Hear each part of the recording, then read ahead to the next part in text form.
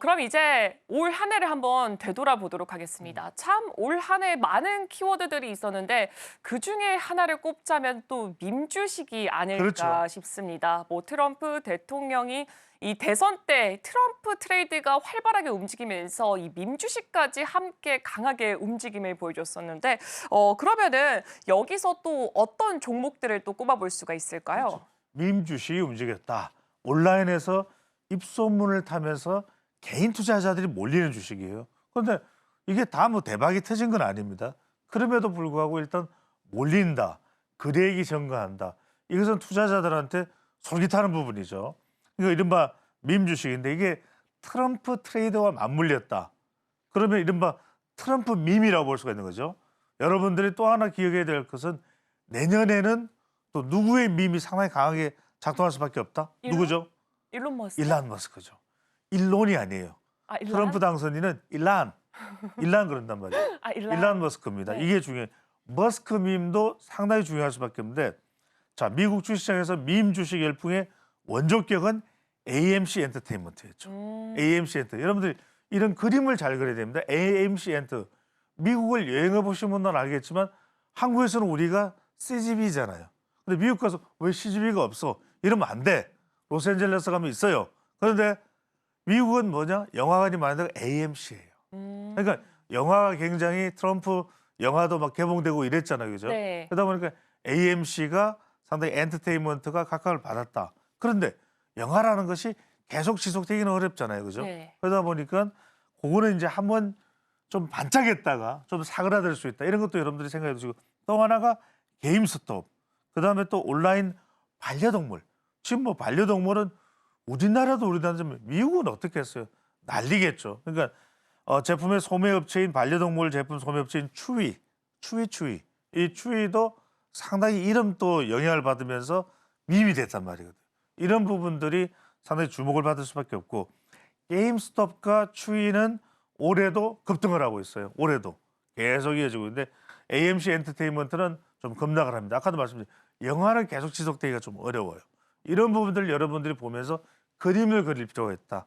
조금 이따가 이제 또 말씀드리겠습니다만 우리가 서학 개미가 되더라도 지혜로운 서학 개미가 돼야 되고 또 연결해서 우리 국장에도 좀 관심을 가질 수 있는 그런 연결고리를 만들어야 되겠죠. 자, 앞서 제가 말씀드렸던 대로 올해 이제 며칠 안 남았습니다만 내내 트럼프였잖아요. 그러면 트럼프가 할 때 주목받을 수밖에 없는 게 뭡니까? 트럼프의 메시지를 전달하던 트루스 소셜 이것의 모기업이 어디입니까? 바로 트럼프 미디어 앤드 테크놀로지 TMTG죠. 이게 또 잘 나갔어요. 그럼 내년에는 못 나갈 거죠? 아니 트럼프 임기가 들어가는데 못 나갈 리가 없죠. 그래서 TMTG 주가가 올해 102.5% 폭등했어요. 또 이 트럼프 이 2020년부터 이 트럼프의 정치 광고 앱을 만들었던 회사가 어디냐? 펀웨어도 입소문을 타면서 밈 주식이 됐습니다. 근데 펀웨어는 계속될 수는 없잖아요. 내년에도 정치 광고를 하는 건 아니잖아요. 그러니까 이거는 좀 나중에 이제 좀 시간이 걸릴 수밖에 없는 것이고 다시 회복이 되려면 TMTG는 계속 잘 나갈 수밖에 없다. 이 부분에 우리가 좀 주목을 할 수밖에 없는 것이고 그래서 취임한 이후에도 TMTG, 이 트럼프 미디어 앤드 테크놀로지 그룹은 계속 잘 나갈 수밖에 없는 것이 트루스 소셜, 이 우리가 알고 있는 뭐 X 같은 그런 트위터 같은 메신저죠. 이런 데서 광고가 막 쏟아질 거예요.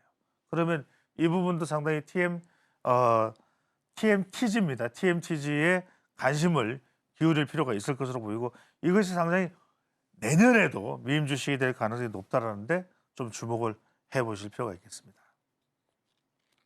네, 올해는 이 트럼프라는 키워드로 밈이 굉장히 크게 움직였습니다. 그중에 하나를 꼽자면은 트럼프 미디어 앤 테크놀로지를 꼽아볼 수가 있을 것 같은데요. 내년에도 이 트럼프에 관한 이 밈은 계속해서 이어질 거고 그 중에서도 이 트럼프 미디어에 주목해 보시면 좋을 것 같습니다. 그리고 내년에 또 움직일 수 있는 키워드 중 하나가 일론 말고 일란 머스크죠. 그렇습니다. 네, 일론 머스크 관련된 거니까 이 부분도 함께 체크해 보시면 좋을 것 같습니다. 네, 그럼 이어서 이어서 이 두 번째로 또 뜨거웠던 키워드 한번 확인해 보도록 하겠습니다. AI 반도체 쪽이 아닐까 싶은데 그동안 이 상반기를 휩쓸었던 게 엔비디아를 꼽을 수가 있을 것 같은데 최근 들어서는 엔비디아 대항마라고 불리는 브로드컴이 급등을 하게 되면서 이러다가 엔비디아 자리를 내주는 게 아닐까라는 그런 생각까지도 들고 있습니다. 그렇다면 브로드컴은 내년에도 계속해서 좀 지속적으로 바라볼 수가 있을까요? 그렇죠. 물론 지난주에 많이 이야기가 됐던 것이 브로드컴입니다. 근데 엔비디아는 누굽니까? 바로 우리가 엔비디아, 엔비디아. 그러니까 이제 뭐 올 한 해를 휩쓸었던 것이 AI 반도체 엔비디아죠. 삼성이 과연 이 엔비디아의 HBM 납품 코어를 통과할 수 있느냐, 검증을 통과할 수 있느냐, 이게 막 주목이 될 정도니까. 근데 잠깐 보십시오. 엔비디아만 있을까? 아니었다는 거죠. 표를 한번 보시면 엔비디아가 최근 6개월간 주가 추이를 보시면은 자, 6월 달에 130달러 하던 것이 좀 내려갔다가 우리가 계속 올랐던 것처럼 생각하는데 그게 아니에요. 주춤하면서 또 132에 최근에 이제 지난주에 형성이 됐으니까 이걸 보면은 사실 큰 차이는 없어요. 그렇잖아요. 엔비디아는 지난 6개월간을 보면은 그러니까 엔비디아가 잘 나가는 건 분명해요. 또 HBM 까지도 흡수하면서 이른바 CPU에서 GPU 쪽으로 뭐 속도가 4배, 5배 빨라지잖아요. 그건 분명한데 브로드컴에 주목을 하고 있습니다. 이게 전 놀랍다라는 거예요. 보시면 6개월 동안 이 흐름을 보면 엔비디아하고는 달라요. 비슷한데 6개월 동안 큰 차이가 없었는데 따지고 보면 엔비디아는 브로드컴 보시면 182달러에서 지금 뭡니까? 250이에요. 그러니까 이 차이만 하더라도 거의 70달러가 되거든요. 근데 엔비디아는 2달러밖에 고작 액에게 차이가 안 난다는 거예요. 그러니까 엔비디아가 단단한 건 분명해요. 근데 뭐다? 비싸다. 또 하나 뭐다? 엔비디아가 전력이 많이 든다. 그러면 굳이 우리가 고사양의 컴퓨터가 필요할 수도 있어요. 빨리 가고 막 이렇게 게임도 잘 되고. 근데 모든 사람들한테 그게 필요할까? 그건 아닐 수가 있죠.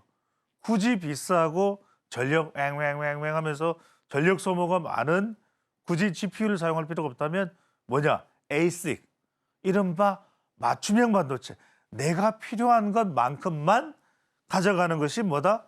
브로드컴이죠. 그러니까 브로드컴이 오히려 지금 구글이나 또는 마이크로소프트나 심지어는 우리가 뭡니까? 틱톡 이런 회사들과 해서 필요한 기능까지만 우리가 AI 반도체 대줄게. 이게 바로 브로드컴이에요. 그래? 우리 그 정도만 필요하면 되는데 이렇게 되니까 굳이 엔비디아에서 막 매달리면서 수급을 받아야 될 이유가 없다는 거죠. 그러면서 말 그대로 브로드컴이 뜨고 있다. 그러니까 이게 브로드컴이 지금 단순히 한순간의 흥행이 아니다라는 거예요. 그러니까 지금 실적도 좋아요. 매출도 13일 날 발표가 있었죠. 미국에서 140억 5천만 달러. 그러니까 전년 동기 대비 51%가 증가했고 주당 순이익 EPS도 전년 대비 28% 증가했습니다. 그러면 이런 걸 본다면 앞으로 시장 전망은 어떠냐? 이러는데 대형 클라우드 기업 아까 말씀드렸죠. 구글, 페이스북의 모회사인 메타, 또 틱톡, 중국의 바이트댄스 이뿐만이 아니라 지금 매년 이 시장이 20%씩 이제 더 시장이 성장하는데 지금 심지어는 50에서 60% 시장을 독점하고 주도하고 있는 회사가 어디다? 바로 브로드컴이다. 심지어는 어떤 분야의 경우에는 80%까지도 점유하고 있다. 이런 해석도 나와요. 그러다 보니까 삼성도 지금 납품을 합니다. 브로드컴에. 그러니까 브로드컴이 뭐냐? 값 싸게 납품해. 이러니까 우리가 공정거래위원회에서 이 부분을 제소해서 가징금을 받게 됐어요. 브로드컴. 그럼에도 불구하고 브로드컴에다가 연결되는 이 납품의 이 영업선을 그냥 끊어버릴 수는 없어요. 그만큼 브로드컴이 세계 시장 장악력도 상당히 강하다. 그러다 보니까 지금 애플 방금 전에 우리가 종목 소개해드리면서 미장을 소개해드리면서 애플도 그다음에 뭡니까? 오픈 AI도 브로드컴과 손잡겠다는 것이거든요. 그러니까 이게 한순간에 끝나는 바람이 아니라 지금 JP 모건은 어떤 이야기하냐면 연간 20%씩 성장하는데 브로드컴이 55에서 6%, 60%까지 시장 점유율을 지배하는 기업이다. 이렇게 분석이 나오고 있거든요. 그런 점에서 많은 분들이 이런 생각하실 거예요. 브로드컴 들어가야 돼, 말아야 돼. 엔비디아 나와야 돼, 빠져나와야 돼, 들어가야 돼. 그러면 저는 말씀드린 게 뭐냐면 이 포트폴리오 상에서 엔비디아도 나쁘지 않고 브로드컴도 나쁘지 않다. 조금씩 비율만 조정하면서 가지고 있을 필요가 있다. 많이 올랐다면 또 차익 실현을 해서 또 저가 쪽이 형성이 됐을 때 다시 한 번 더 들어갈 수 있다. 이 원칙대로 움직이면 될 거라는 판단을 하고 있습니다. 네. 지금 바로 구독을 눌러보세요. 실시간 경제 뉴스, 투자 전문가들의 다양한 시황과 정확한 분석, 또 알찬 투자 정보까지 신뢰할 수 있는 저희 서울경제TV와 함께하세요.